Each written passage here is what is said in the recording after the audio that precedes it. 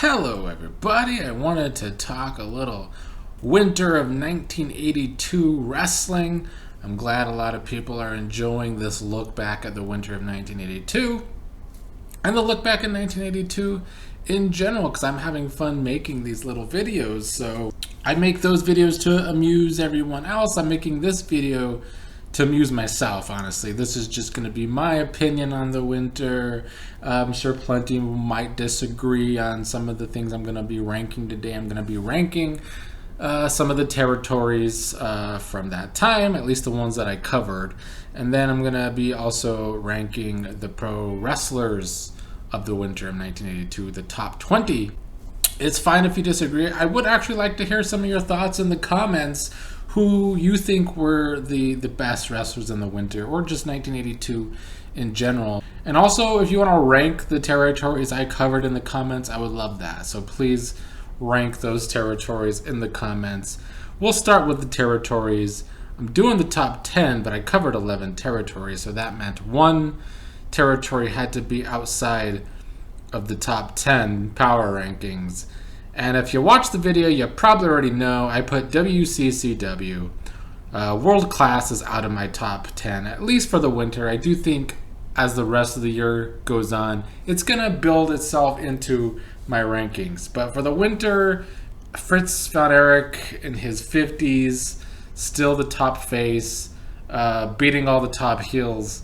It's a little too much for my taste. So WCCW out of the power rankings. At number 10, I put Pacific Northwest Wrestling at number 10, barely edging out WCCW because it didn't have a lot going for it either, honestly. I did enjoy the Buddy Rose, Rocky Johnson feud, and just Buddy Rose's Army stable in general. It was pretty good in Portland, a good villain stable up in Portland, so that was good enough for it to at least make my top 10. And number 9 is the AWA. It can be repetitive. I give a lot of modern wrestling crap on this channel about it being a little redundant sometimes. AWA is kind of the same way. A lot of their house shows are the same matches over and over, with not a lot of different varieties. But what it does have going for it, I do think the main feud being Hulk Hogan versus Bobby Heenan and Nick Bockwinkel, and Bobby Heenan's stable in general, the Heenan family, is good. And it shows that Hulk Hogan was already becoming quite the superstar back in the AWA. Bobby Heenan's probably the most entertaining part of the territory, though, to me. But yeah, AWA comes off very old school from Vern Gagne, and so I have it at number 9 for now. But it has room to grow, just like WCCW, but it has room to kind of be boring too. At number 8, I put All Japan Pro Wrestling. They had some good matches. I say all the time when I talk about Japan, it's hard to really know the feuds if you don't speak Japanese, but I don't really think they had these really intricate feuds in All Japan, but they did have a variety of styles, which I like. You have the Baba always in these brawls, probably because he was getting up there in age. But not only do you get the brawls, you get some lucha style when Mil Mascaras is there fighting. He had the best match against Tenryu in winter of 1982 in AJPW. But you also get a lot of good technical wrestling as well out of the wrestlers in All Japan. So I like All Japan for the variety of styles of wrestling that you can see in 1982. Now, the top 7 territories are all great, in my opinion. You can probably mix and match them, so you might disagree with the order, but honestly, you can mix and match all of the top 7. So these are just the ones I personally enjoyed. At number 7, I put the WWF. It has a very strong main event scene. A lot of people give Bob Backlund crap because he wasn't as big of a draw as the people before him and after him, but he was having some good feuds. He had a great feud with Valentine, as we saw in my video, you see a great feud with Adrian Adonis, arguably my favorite of the three. He also feuds with Ventura, and all three of those are the classic WWF territory of the heels chasing the face champion. But it's a very strong main event scene. The mid-card and undercard I don't enjoy as much, and that's why I only put it at number 7. Number 6, Georgia, which is a very strong territory too. They have the best feud of the winter of 1982, Piper and Bob Armstrong. In my opinion, that was the best feud of the winter. But then outside of that, you don't have enough. It's similar to the WWF, where I feel like it's a strong main event scene, but the mid-card and undercard is stronger than the WWF, slightly. So that's why I put Georgia ahead of the WWF. But I don't think Georgia had as much great feuds at the same time as the top 5 that I have listed here. So in my opinion, Georgia had the best feud altogether, but it didn't have a variety of good feuds back in the winter.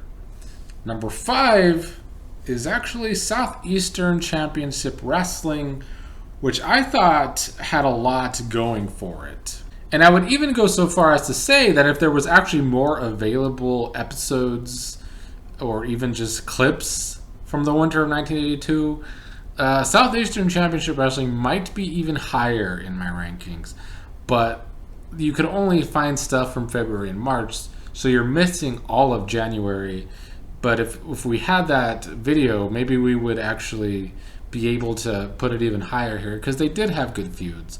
For their main title, you have Joe LeDuc fighting with Jacques Rougeau, which I thought was pretty intense. 2 Canadians fighting in South United States is kind of weird, but it worked. I thought their feud was entertaining. Of course, you have the Freebirds there in the winter. They're feuding with each other, Terry Gordy and Michael Hayes.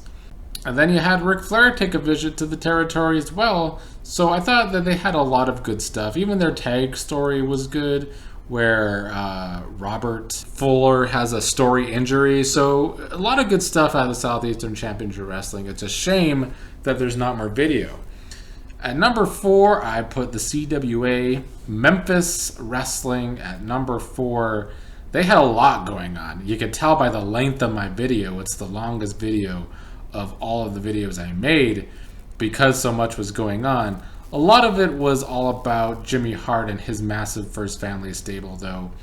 But I think it all was entertaining. Jimmy Hart, a very entertaining manager.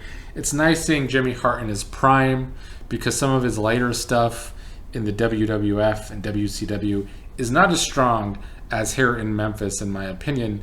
And of course, you also have Lawler feuding with Dutch Mantel, and it didn't quite make the video because the feud is more towards the end of 1981 and then the spring of 1982. But we're about to be getting into more of Jerry Lawler's feud with Andy Kaufman in the spring, so that'd be fun to get into. The CWA, very strong territory. I could argue that maybe I should have put it higher in my rankings because I really enjoyed it, what I was seeing from it. Number 3 might be low to some. It was my most viewed video by far. Mid-Atlantic Championship Wrestling comes in at number 3 to me. I felt the Slaughter stuff was strong, with him feuding with Blackjack Mulligan Jr. and Flair, him feuding with, or kind of starting a feud with Jake Roberts towards the end of the winter. So Slaughter's driving a lot of the stories there. I knocked it a little down in my rankings for one reason, because we had the story on TV of Slaughter and his Cobra Clutch Challenge, where they end an episode on a cliffhanger where it seems like Blackjack Mulligan Jr. is about to break free. And so the Cobra Clutch Challenge ends there, and they kind of tease that it's going to happen again during TV in the winter, and it never happened. So I knocked it a little in my rankings just for that, the continuity of it all for like episodic TV. Not my favorite thing. Speaking of episodic TV, though, that's where Mid-South comes in at number 2.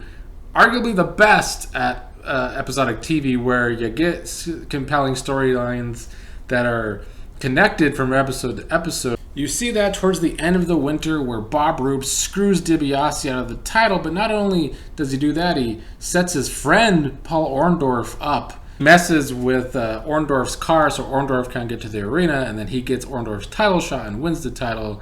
I liked the continuity of that storyline towards the end of the winter. I also enjoyed the feud between Ernie Ladd and Skandar Akbar, where they play into Ernie Ladd's real-life injury, his real-life needing knee surgery. So that was good. I think Bill Watts can do good TV when given the chance. And number one is Championship Wrestling from Florida. That was my personal favorite number one. And the reason why is because I focus a lot on booking on this channel. I just appreciate good booking.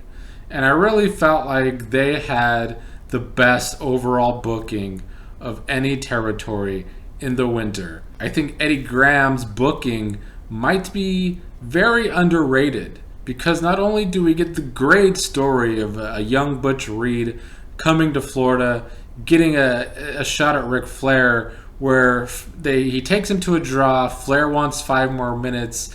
Flair gets 5 more minutes and loses, but because of the contract and the actual time limit in the contract, the NWA World title does not change hands. So that's a way to get out of that booking, but it's still fun, good booking for TV. So that was great. JJ Dillon gets a chance to shine as a manager, with him trying to screw Mr. Wrestling 2 out of the title, his title, which he ends up doing towards the end of the winter. He wins the title himself. JJ Dillon becomes Florida Heavyweight Champion. And we even get to see David Von Erich being taken under Dory Funk Jr.'s wing and becoming a heel. And I thought David Von Erich was a really good scumbag heel too. So Championship Wrestling from Florida, great booking in the winter, gets my number one power ranking spot for the winter. Let's look at the top 20 wrestlers of the winter of 1982, in my opinion. Some of the big names to not make my top 20. Ole Anderson was right outside the top 20. I just felt like for him, I didn't really enjoy any of his stories that much. Like, yeah, there's the story in Mid-Atlantic where he is basically screwed out of the tag titles because Gene Anderson is injured and Ray Stevens becomes his new partner, but they have a falling out and Ray Stevens wants to keep him from defending the title, so the title gets stripped. It was a good story, but it wasn't good enough for me to put Ole in the top 20. And I do notice I have tag teams missing from the top 20, but that will change over time. I also didn't put Junkyard Dog in the top 20, mostly because he too didn't have a compelling enough story for me. I should note that the way I rated all these wrestlers on 4 different things: their persona / character and how well they do it, I gave them a score out of 10 on that. Their promo work, I gave them a score out of 10 on that. Their in-ring work, I gave them a score out of 10 on that. And then their story and feud from the winter, I gave them a score out of 10 on that. So Junkyard Dog kind of fell out during this story / feud because he didn't really have one. DiBiase also falls out of my top 20 here. He is about to get into a better feud, but I mean, his feud was kind of good with Paul Orndorff as well. Another knock on DiBiase is that his babyface character isn't that interesting to me in 1982. So he didn't make my top 20. Kabuki, great Kabuki, didn't make my top 20. If I was doing my top 20 power rankings on just my opinion and not giving them actual scores like I did it, Kabuki would be in my top 20 because he is so different than anything else in wrestling in 1982. But his feud in WCCW, where he ends up losing to Fritz Von Erich, I didn't like it. And the fact that he's kind of more of a mainstay in WCCW in 1982, at least coming into 1982, But when he's visiting Georgia, his story's more compelling. It's kind of a knock on the booking more so than Kabuki, but it's a reason that I didn't put him in my top 20. I also didn't put David Von Erich, but he came close as well because I did like his persona as a heel. I thought he was doing good. I thought he's the best promo of all the Von Erichs. None of the Von Erichs were in my top 20. Hopefully over time maybe they'll grow more and make my top 20, but they didn't here. David was the closest, but just fell a little short. At number 20, I put Dutch Mantel. A lot of that came down to his feud with Lawler and him getting the best of Lawler sometimes. So I felt like that was a good reason to put Dutch at number 20. At number 19, Terry Gordy also is a very good heel down in Southeastern Championship Wrestling in Alabama. His feud with Michael Hayes with the Freebirds colliding is good TV. So Terry Gordy has a lot going for him. He didn't rank as high on promo to me and kind of in-ring work, but it was still good enough to make my top 20. Number 18, Bob Armstrong. He makes my top 20 because he's in the feud of the winter with Piper, but I do feel like Piper's carrying the feud, if I'm being honest. But a great heel like Piper needs a lovable, innocent baby face like Bob Armstrong. Bob Armstrong comes across like a good, genuine dude, and I hear stories that he was a good, genuine dude. So he's a good baby face, and he was number 18. Now, before I get to number 17, I want to say I included managers in rankings here. I'm calling it a top 20 pro wrestlers, but all the managers in my top 20 here did wrestle. So they did wrestle as well. But they also should be rated on persona and how good they are as a persona. Obviously, most of the managers are great at promos, and a lot of them are in interesting stories and feuds. So managers, a big part of the territory days, and just the 80s in general, managers played a great part in feuds and helping wrestlers get over. And so I put Bobby Heenan at number 17 because not only is he entertaining with his weasel suit shenanigans, but he also is kind of the main drive in the story with Hulk Hogan trying to defeat all of Heenan's wrestlers. At number 16, another manager, Jimmy Hart. He's a huge part in the CWA Memphis storylines. He's everywhere because his group is so gigantic. He plays a big part in everything, and he's a really entertaining promo in Memphis. Ricky Steamboat comes in at number 15. He is just a classic babyface. Does it get any more classic babyface than Ricky Steamboat?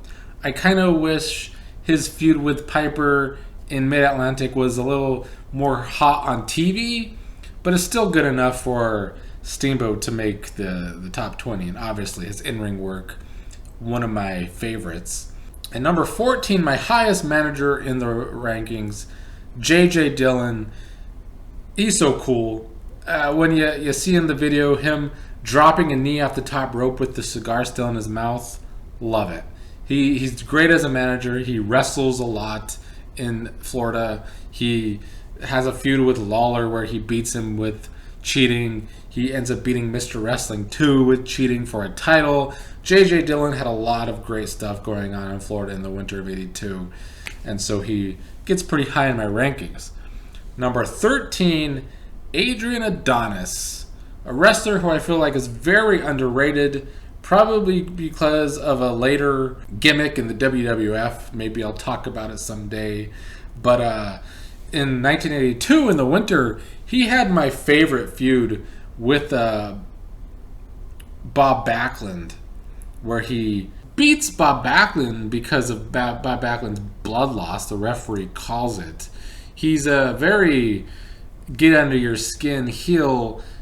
He's a classic New Yorker wrestling in a New York territory where he's trying to get under your skin. I think Adonis was very entertaining in the winter. And number 12 is Butch Reed, a young wrestler at this point in his career. But I think in Florida, he's very hot in the winter where he defeats the NWA World Champion with extra time added. But still, Butch Reed gets a great angle in Florida. I think he's a lot of strength in the ring, but it works for his persona. So, Butch Reed, I like it. Number 11, Paul Orndorff. One of my favorite things happening in Mid-South is him and his feud with DiBiase, and he has a feud with his old friend Bob Roop towards the end of the winter. I think Orndorff is driving a lot of the story in Mid-South. So I had to put Orndorff on the list. I think he is good in every category. His promo is probably the most shaky of the bunch, but I think he's still a good promo most of the time. And number 10, Hulk Hogan. Because, feel about him as you may, and sometimes I feel about him negatively as well. But in the winter of 1982, he's already showing what kind of a star he can be. And he is already the big baby face in AWA becoming popular. They want to see Hogan defeat all the heels in Heenan's stable. So his character is growing. His promo is fine. Sometimes it can be great. Other times it can be fine. He brings a more brawl style to AWA, which in AWA is a big thing because AWA does classic technical wrestling where they try and make it look like amateur wrestling. But the different style from Hogan is more exciting in AWA. And I do like his story with Heenan and Nick Bockwinkel. So Hogan, number 10. Number 9, Michael Hayes. Michael Hayes just has it. He's one of those wrestlers where his charisma and promo work is so entertaining that you can't help but enjoy it. He's feuding with Terry Gordy, his old partner in the Freebirds in Alabama, and it's very fun to watch. He just brings an energy as a babyface that not a lot of babyfaces can bring. There's another babyface in my rankings higher that also has it that we'll get to. Michael Hayes is just so entertaining that he knocks every category that I'm grading on so well. Number 8, Jerry Lawler. Lawler's showing in the winter of 1982 that not only can he be a great heel when he needs to be, but he can be the babyface that's super over in Memphis. He's a superstar in Memphis. He obviously knows his persona. He's a great promo too. His story and feud with Dutch Mantel is very entertaining. Jerry Lawler, an overall good pro wrestler as well. Number 7, Nick Bockwinkel, the AWA heavyweight champion. Like all of my top 10 here, just very well-rounded in everything that they do. Bockwinkel has Heenan as a manager, but he doesn't need it because Bockwinkel, great on the mic. Bockwinkel goes to Japan, has very entertaining matches in Japan, so Bockwinkel checks every box too. I do wish we got to see more of him in his feud with Hogan in the AWA, though. Maybe he would have been a little higher in my rankings if we did get to see that. Number 6, Sergeant Slaughter.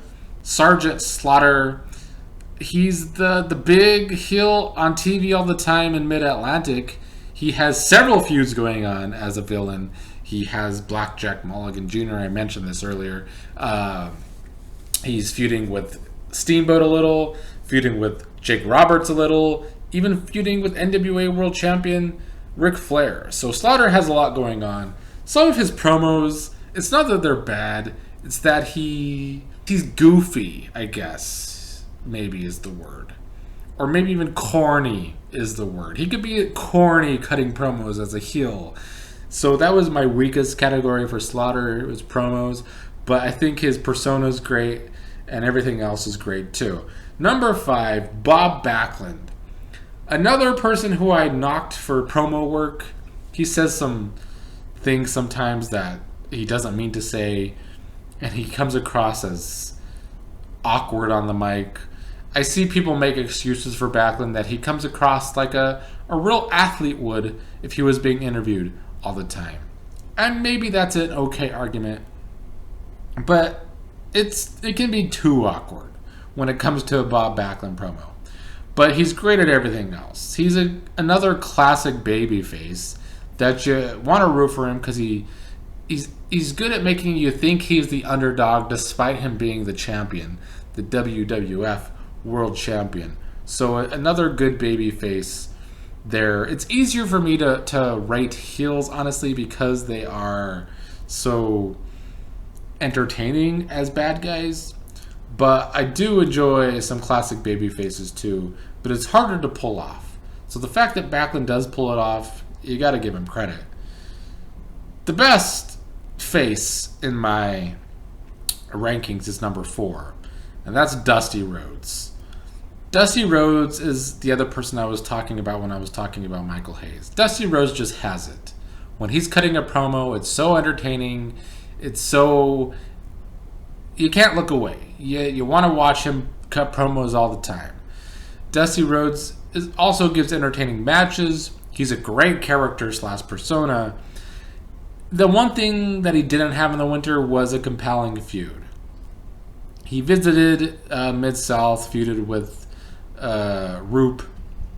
He was in Georgia, feuding with Kabuki, which was good.